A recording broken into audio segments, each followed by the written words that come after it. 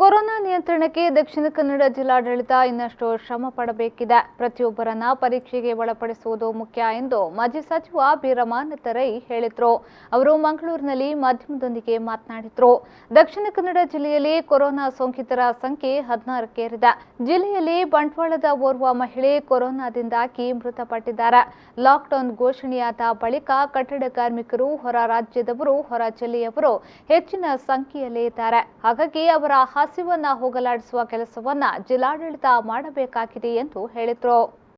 Lockdown ಘೋಷಣೆ ತಕ್ಷಣ ಇಲ್ಲಿ ಕಟ್ಟಡ ಕಾರ್ಮಿಕರು, ದಿನಕೂಲಿ ಕಾರ್ಮಿಕರು, ಹೊರ ರಾಜ್ಯದವರು ಮತ್ತು ಹೊರ ಜಿಲ್ಲೆಯವರು ದೊಡ್ಡ ಸಂಖ್ಯೆಯಲ್ಲಿ ಇರ್ತಕ್ಕಂಥ ಜಿಲ್ಲೆ, ಅವರಿಗೆ ಈ ಲಾಕ್ಡೌನ್ ಆದ ಕಾರಣದಿಂದಾಗಿ ಅವರಿಗೆ ಹಸಿವಿನಿಂದ ತೊಂದರೆ ಆಗಿರ್ತಕ್ಕಂಥದ್ದು, ಅದನ್ನು ಹೋಗಲಾಡಿಸ್ತಕ್ಕಂಥ ಕೆಲಸವನ್ನು ಕೂಡ ಜಿಲ್ಲಾಡಳಿತ ಮಾಡಬೇಕಾಗಿದೆ.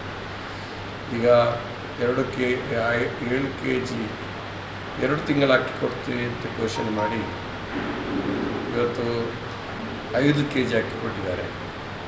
2 ತಿಂಗಳು ಅಂತ ಹೇಳಿದ್ರೆ 10 kg ಅಕ್ಕಿ ಕೊಟ್ಟಿದ್ದಾರೆ.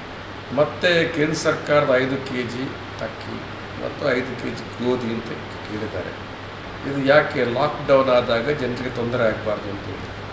ಲಾಕ್ಡೌನ್ ಒಂದು ಹಂತದ ಲಾಕ್ಡೌನ್ ಮುಗಿದು 2ನೇ ಹಂತದ ಲಾಕ್ಡೌನ್ ಆಗಿದೆ. ಆದರೂ ಕೂಡ ಇನ್ನೂ ಕೂಡ 5 kg ಅಕ್ಕಿ, 5 kg ಗೋಧಿ ಬಂದಿದೆ.